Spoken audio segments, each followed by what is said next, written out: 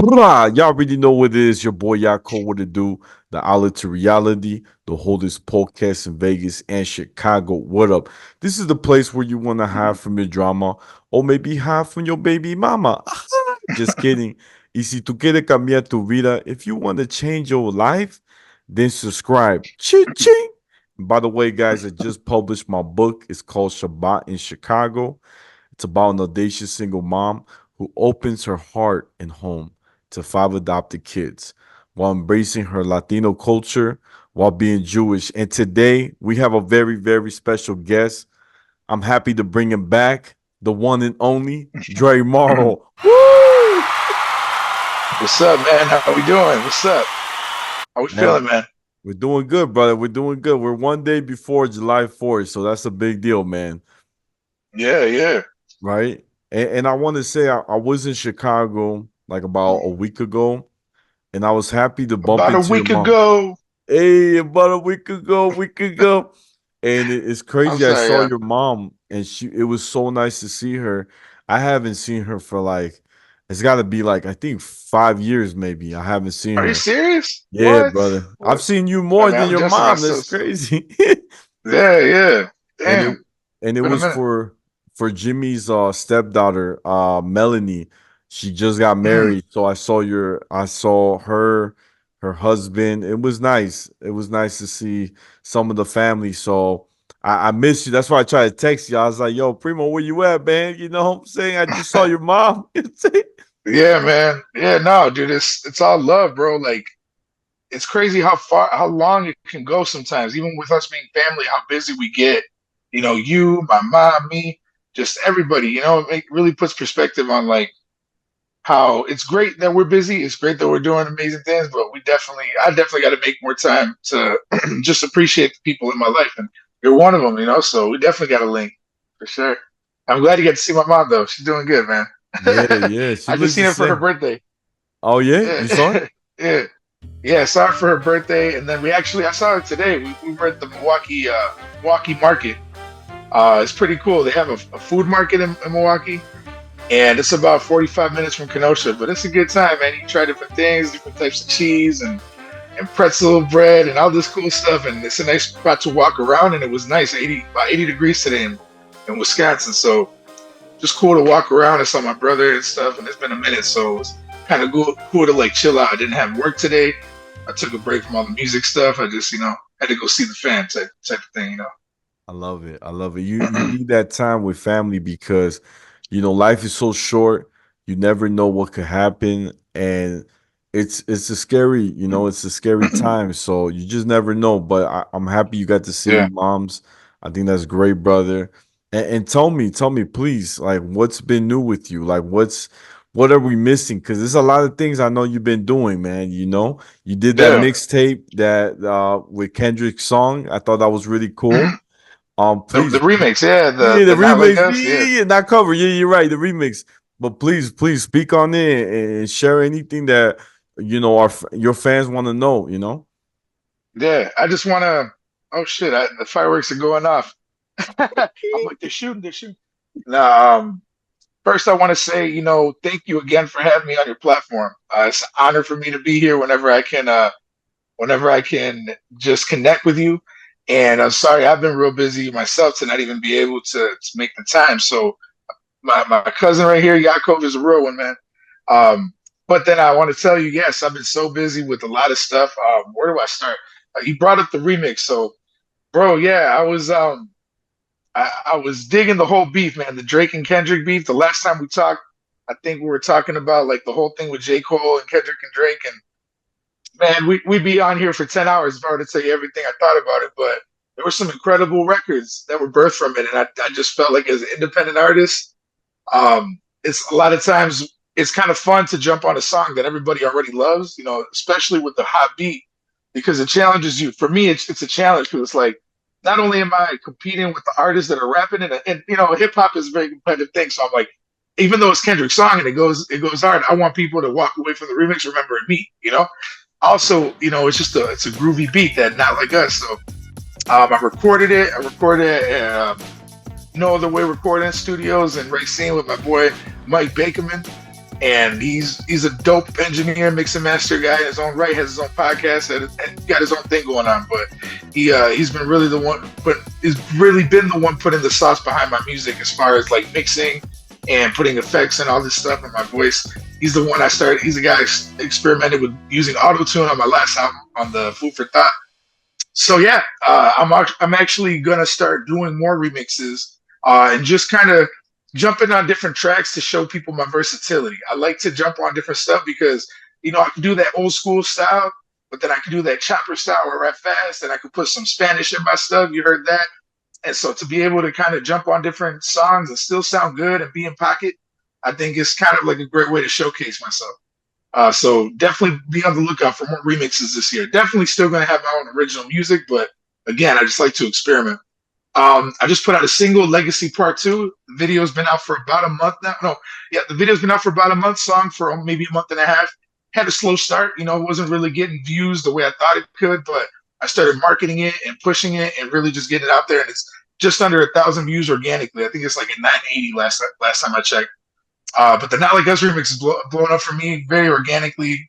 Not no crazy numbers, but it just hit over 2,000 views in just a couple weeks. So for me, that's big because like for me, it might take like for my other song, it might take me a month to get about 1,000 views. And this is getting double that, and then it's getting comments, engagement.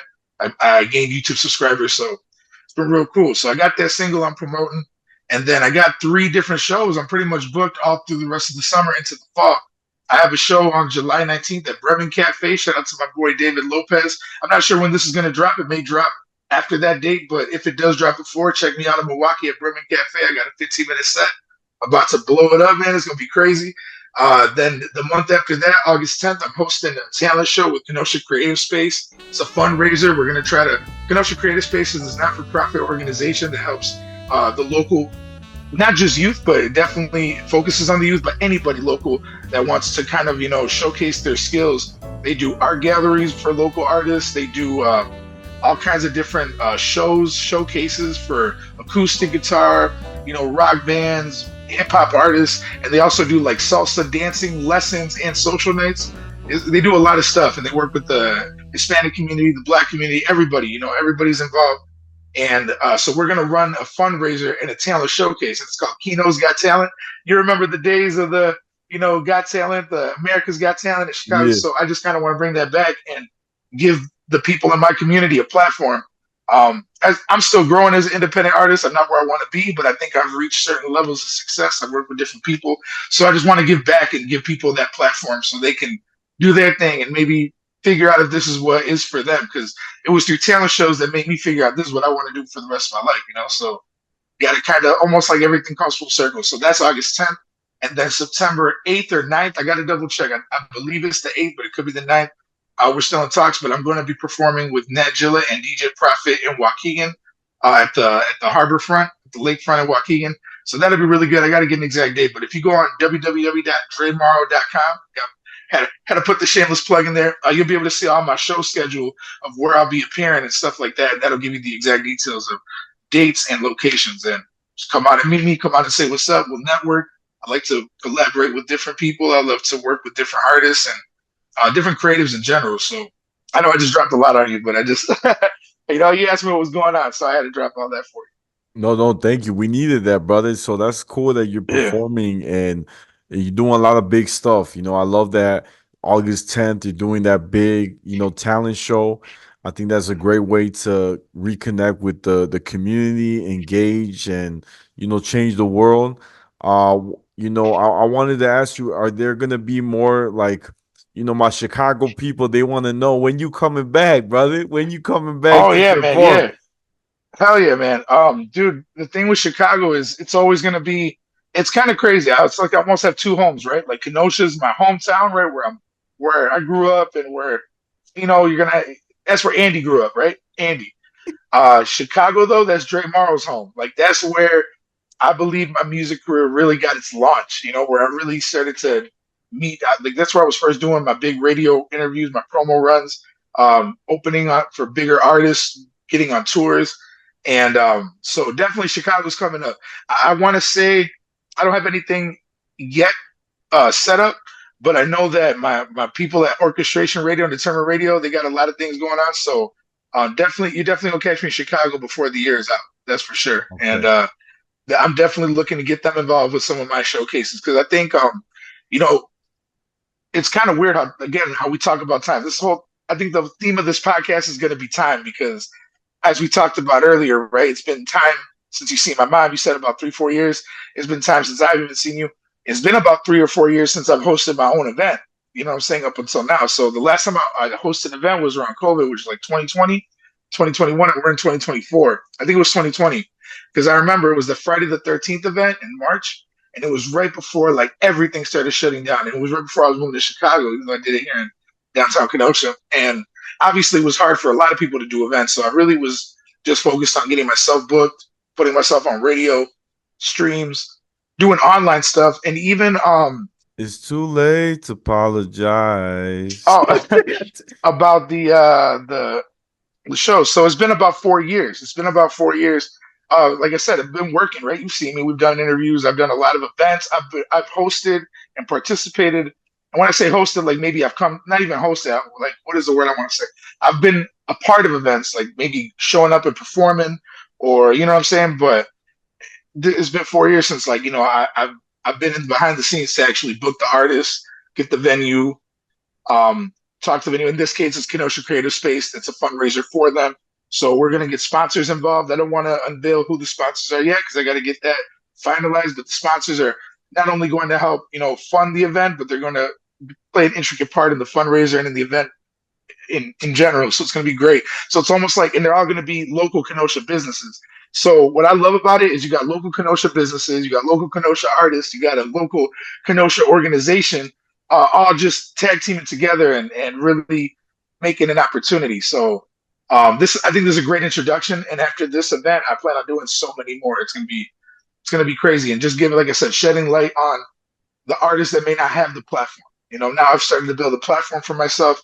I'm blessed to have a cousin that's killing the game right now, so I have this platform to come and boast my thing. But a lot of people, and I was in that position. We don't have that, so it's gonna be real cool, man. I'm really excited. I love it. I love it. I think right now a lot of these young artists are, are struggling, finding the right Yeah, connection, finding someone that believe in their work. And it's a crazy time, especially because, the rap game has changed. I feel like yeah, a lot of people they like Lil Uzi, his style of rapping, which I think is I'm yeah, be honest, I'm older. I don't like that. yeah, I don't like the rap. I'm be honest. I don't call it rap, and it's going downhill. And I think a lot of these young cats they need someone a little older to show them like, hey, we gotta get you back on track. Don't be a yeah, copycat. Find your own flow. Find your own style and stand out. You know what I'm saying? yeah. Definitely. And it's like the cool thing is like, so me, I'm hip hop, right? And so I believe in the essence. I believe hip hop is a lifestyle. It's not just a music. It's a whole way that like I'm obsessed with hip hop. Like every day I'm writing music in my head. Every day I'm thinking of a new punchline. Every day I'm trying to never run out of fresh ideas and things to rap about. And at the same time, like I love the culture of it, even down to the graffiti, the breakdancing. When I lived in Chicago, I was really, really introduced to like even the way the Asian culture embraces hip hop. I went to Chinatown and I have a friend named K. Cole, who, shout out to him. He raps in Chicago. He's a promoter, but he does a lot of these breakdancing competitions that straight old school, breakdancing on cardboard boxes. And I went to one of those events I actually performed. It was called I forgot what it was called. It was back in like 2021, but cool event. And again, it was just introduced me to the essence of hip hop, and like, because I feel like so what a lot of these new kids are doing, and I know, and I show love to everybody because it takes a lot of guts to even put your art out there. But I think it's more of like a pop rap type thing. Like it's pop hip hop. It's definitely hip hop influence, right? It's got a rap influence, but it's its own genre. It's like it's maybe more party music, like the Lil Uzi Vert, like the Lil Yachty's. It's more of a vibe. It's more of a, what I'm saying? And that's cool, because in the future, I would love to collaborate with those artists and kind of see like how it would sound if maybe they do a hook, but then I come in and I kill some verses and kind of, so it's a little wavy, but it still got bars. but like, yeah, I agree. I'm kind of more of like hip hop, like old school. But again, that's what's great about me doing these remixes. I'm about to jump on a lot of these beats that maybe don't sound traditionally hip hop, but I'm almost gonna try to bring the essence of that old school hip hop into these new school beats and kind of create something new from it. But I do encourage everyone, whatever it is that you do, as long as you stand out and you're original, that's when you're going to see success. If you think about it, I always give people this example, you don't want to be a RC Cola of a Coca Cola, right? You don't want to be that like cheap knockoff version of, because you can never be like, if someone, I've heard so many people send me demos or their type of music, their music, and like, hey, what do you think? And the biggest thing is like, you sound really good rapping like Big Sean, or you sound really good rapping like Drake, but there's already a Big Sean, there's already a Drake. Why would I drink your RC Cola if Coca Cola is next to it? It's like maybe 30, 50 cents more.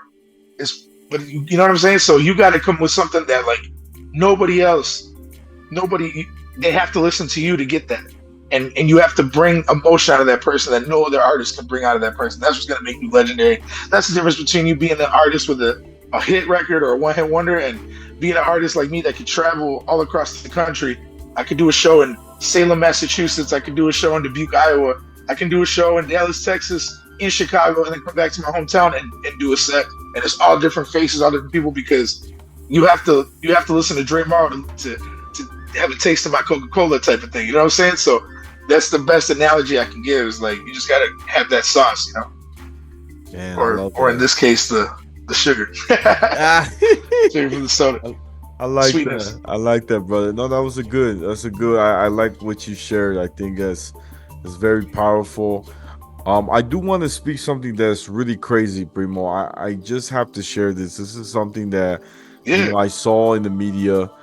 You know that LeBron's son now is playing with LeBron James. And I don't know if you heard about that for the No, Lakers. no, I'm so out of the loop. So No, that's it's crazy. crazy. It's the first time in history it's ever been done. And I'm gonna be honest, LeBron's son, he ain't the best player. I'm gonna be real. He's alright. You know what I'm saying? He's I all see a right. couple of his moves, but he ain't like you said, Coca-Cola. You know what I'm saying? He ain't Right, his right. father. And you That ain't always, it. Basically, it ain't it. yeah, yeah. And I a lot of In the people words of are Charlemagne. right, right, right. A lot of people are like, oh, they're kind of like disappointed because he didn't earn his way there. It's Yeah. almost like politics. Like he either paid them to say, hey, I need my son to be in the team if you want me to stay another year. There's a lot of things. A lot of how we say in Guatemala, chisme, right? A lot of gossip. You know what I'm Yeah, saying? yeah. But the truth is, I think that um you gotta let people really earn their way to the pros, right? You look at Absolutely. D Yeah. Rose. D Rose was an amazing player. You know what I'm saying? When he came to the Bulls, the youngest MVP, I thought that was wild. Like you saw him really push it to be with the big leagues. You feel me? But right Yeah. there, I felt like when I saw that, it didn't feel like you really, it's almost like you gave your hand like this here, come son. Like you didn't make your son kind of earn it. I think that would have been more Yeah. phenomenal. He did it on his own. You know what I'm saying? Absolutely. Yeah. I can see how you look at it, because it's almost like you want to. Everybody wants to. Everybody wants the fruits, right? Nobody, like they say, the fruits of your labor. Nobody wants to put in the labor, and it's like you want to see him do it the honorable way. That's the respectable way, which is like, you know, nose to the grindstone, blood, sweat, and tears, the whole nine yards. I get it. You feel what I'm saying? Like I would have loved to see that let's say he didn't get drafted. He got rejected one year. Next year he got rejected. But the fact that he pushed and pushed and made those trials into like he's like, you know what? I didn't make it this year. I'm gonna try again Mhm. next year, but harder. You feel what I'm saying? That would Yeah, have been a yeah, great story. I think that would have showed like, man, he's not trying to use his royalties for to get into the team. He's actually gonna do this on mhm. his own. I think that's more effective. You feel me? Yeah, yeah, definitely. That's like I think that it's definitely the more, I said honorable earlier, but I think the word I was searching for is the more relatable way. Like all of us want, when we see that, when we see somebody like an underdog, or we see somebody scratching from the very bottom, getting to the top, there's so many of us out there that have to do it like that. And there's so many of us out there that do that every day and fall on our face and nobody knows our name. So I think it's interesting because LeBron James, I think, was very naturally talented at a young age, and possibly for love, right? Out of love of his son, he wants to give him what like in his mind, maybe he wants to like make it easier for him. But I think sadly, it might hurt his legacy in the future because people might look at it like, well, that's LeBron's son. That's why he's there, right? And Right. I would hate it like 20 years from now if I have, you know, my children or somebody that they compare to me and be like, "Oh, you're cool, but you wouldn't be here if you weren't Dre Marro's son." You know what I'm saying? I want them to earn it on their own. So not only can people not say that, but they prove it to themselves. You know what I'm saying? Because I think that's what makes people. I can tell you right now, I could never make it to a level of like an Eminem or a Lil Wayne. Let's say, right? Let's say I get to the end of my rope, wherever that may be, and I don't get to a level of Snoop Dogg but I got to a level where I got to open on tour for a lot of different artists. I got to a level where I made money off my music. I got to a level where I was able to pay a bill off of a performance. You know what I'm saying? Different things. I can go to bed at night. I can look myself in the mirror, and I tell you this, Freeman, with all my love, and I can say, I did it. Nobody did that for me. Nobody wrote these lyrics for me. Nobody went on stage for me. No one did. So anything I earned or didn't earn, that's my fault. You know what I'm saying? And good or bad. And I feel like as people, in order to appreciate what we have, we kind of need that, or we won't have appreciation for it. So I think he's almost sadly, I feel like he's robbing his son of that without knowing it. I don't think he's doing it on purpose, right? He's doing it out of love, maybe, but yeah. Look at how you're looking as a fan of basketball or as a fan of LeBron James. Look at the way you see it already. Imagine how many other people that they maybe play basketball themselves want to on a professional level look at it. You know what I'm saying? And they probably look at it just the way you do, like, So that's rough, man. It's tough. I can totally see why you feel that way. Yeah, brother. And like I said, like, I grew up with LeBron. He was like my favorite growing up as a kid. I even had the jersey when he was with the Cleveland Cavaliers. I had his shoes, his first shoes when they Oh came yeah, out. I was really trying to rep. And when I saw that, I was like, man, it's just sad. I was just like, it's not the same. And then I look at it like, I don't, did you see the new Adam Sandler movie, fam? The one that where he finds which a one? kid, the one he finds the kid in Spain to play ball. The basketball one. Yeah. I haven't watched it, but I kind of have been curious to want to see it because it looks good. But no, I haven't watched it. I think the weekend isn't it right? Or he did music for it or something like that. Yeah, yeah. Yeah, It's yeah. it's a great movie because I actually thought it was real. You know what I'm saying when I saw the movie, like I Oh thought it was yeah, based on true events, but it wasn't. But the fact that Adam Sandler, right, he plays like a guy who's scouting for like the best players to join the NBA, right? Um, yeah. he goes to Spain and meets this guy, Latino brother, tall, and you could tell he's from the streets, but he's Hmm. providing his family. And Yeah, you know what I'm saying? And but he's crazy on the court in the street. And Adam Sandler convinced him to come and play in the States. And he actually becomes like a top dog. Like he can block yeah, everyone's shots, like the big pros. And I love that because, it goes back to, you know, I think people that earn, their own way or their own legacy, going back to legacy, right, right. they can really make a difference to their lives, their family, their community, and it just makes them really stand out. And I really love that. I like to see somebody who didn't have anything and make it. You know what I'm saying? Yeah, The hell big yeah, the biggest flaw I see a lot of celebrities and rich people, they always say, wealthy people, I want to say wealthy, they always say, you guys want to know the secret, and they're giving conferences to the biggest yeah, crowds, maybe 1,000 crews or 1,000 people. They say, you guys want to know the secret to be rich and to be wealthy is just work hard. Just work hard. And that's the Yeah. biggest lie they can ever say to us because it's not true. It's not working hard. I know people that work hard and they still work at whatever a fast food restaurant. They ain't making close to what they're making. You know what I'm saying? Yeah. I Yeah. think that the words they have to change is connect with people, find your mentors to get you where you want to be. Take their advice and grow. And don't be afraid to get hard criticism because you need those feedback to get become a better person. That's what I Yeah. would give to the young people, right? Yeah. Hell yeah. And it's like it's almost like working hard is like a piece of the puzzle, but it's like there's more pieces to the puzzle. It's like the networking, right? Like you said, Yeah, connecting. The networking will go with that. Is connecting with people that could put you in different rooms that will give you different opportunities. And that's right. one. The next one is be creative, be different, right? Like this person might, again, going back to the soda, Coca-Cola is where it's at because of the branding, the packaging, right? Yep. I might be able to go in my kitchen and create the best tasting soda ever, but if I put the shit in the Ziploc bag and it's leaking everywhere when I hand it to you, and I put a Sharpie on it that says Dre Marro's Cola, what are you gonna drink? You're gonna drink the Right. Coca-Cola because it's clean, it's fresh, it's got a bright red color. Everything is like in steps. I think everything, like you said, is like all different pieces to the puzzle that eventually it's like it's hard work, it's blah blah blah blah.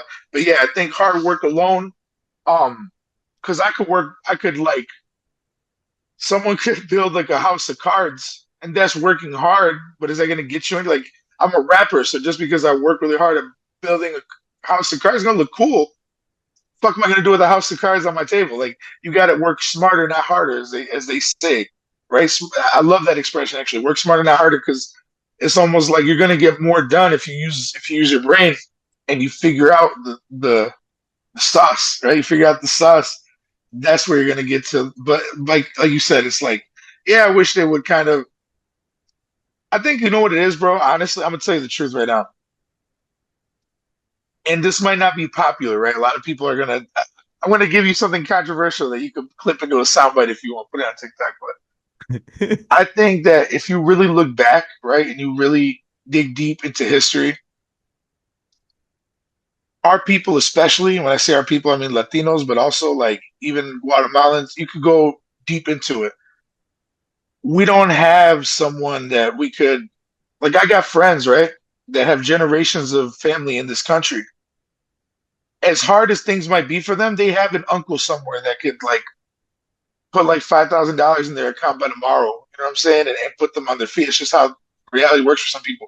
Some people have family businesses that if their son got put in jail over something stupid, they could go and get a loan and get them out of jail in a heartbeat, and that's going to change that person's situation. Whether or like the difference between that or sitting in jail for 3 months, 4 months, losing your house, losing your car. As minorities sometimes, and not just minorities, but people that aren't connected, we almost have to. There's this meme on social media. You guys are building from inheritance. You guys are building. I'm building my legacy from scratch, and it's kind of true. Like our parents are immigrants, so for them, one of the biggest home runs was for them to even be in this country working legally, right? Like that was their dream. That was their goal.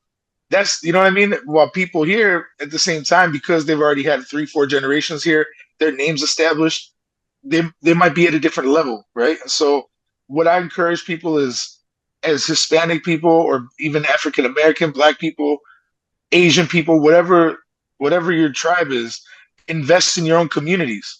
So this is why, like, even though I'm not at a, Dre Marro isn't at a Kanye West level, I'm not at an Eminem level.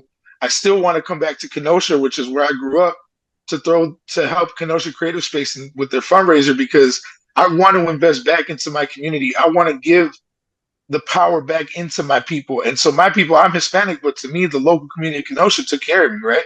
I went to Oliver's Bakery to get my first job when I was 15. You know all about that. Pimping the Kringles. They called me the pastry pimp. You know what I'm saying? I went to the Italian place. What is it called?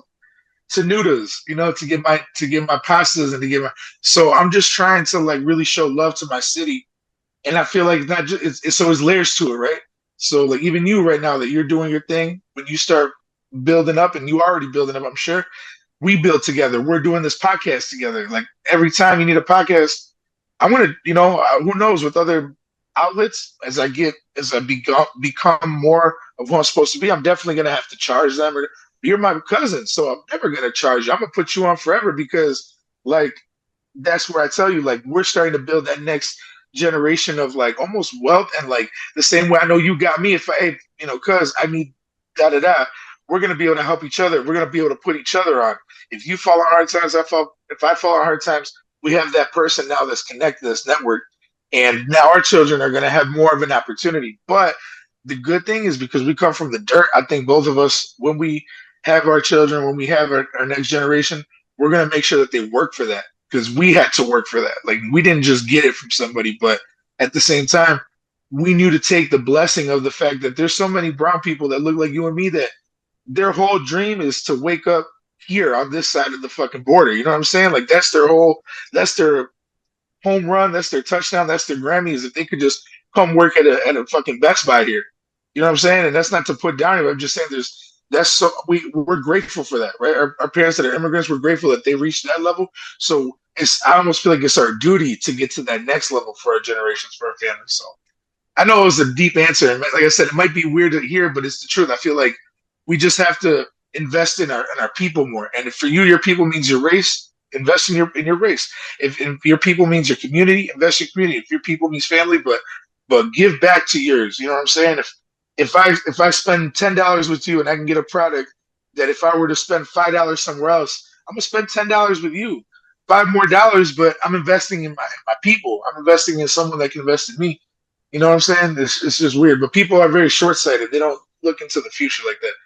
I try to live in the present, but I also try to have my mind peak 20 years from now. My mind peak 25 years from now, and try to make my decision based on the long game. Because people be running races. I'm running a marathon. You know what I'm saying? Like we keeping it ready. We keeping it going. I like that. I like that. That was deep, fam. That was deep. I really like that, Thanks, Primo. man. Well, look, Primo, I'm about to wrap it up. Looks like Zoom about to kick us out. But look, guys. Oh shit. Yeah, yeah. No, you're good. You're Uh, good. But guys, this is the Outlet to Reality, the holdest podcast in Vegas and Chicago every Tuesday. Don't forget to like, share, comment, and subscribe. Chee chee. Y'all know where to find me. I'm on Instagram, YouTube, Spotify, the Outlet to Reality. My Snapchat's Take One Pass It, and my TikTok is at Yaakov28. And Primo, where can my fans find you? So you guys can find me online. My official website is www.dremarro.com, all one word.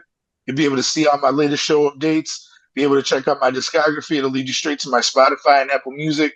You'll be able to write to me, contact me, reach me for any business purposes. But I'm also on all major streaming platforms like Spotify, Apple Music, um, iHeartRadio, YouTube, you name it, man. Amazon Music, Title.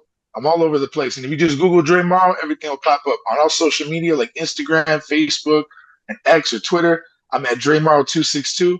D is in David, R E, M is in Mary, A is in Apple, R is in Robert, O is in Oliver, 262. I spelled it phonetically in case, you know what I'm saying? It's cutting out on the microphone. But yeah, man, check me out and check out the man with the plan, Yaakov, and his new book. And stay tuned, man.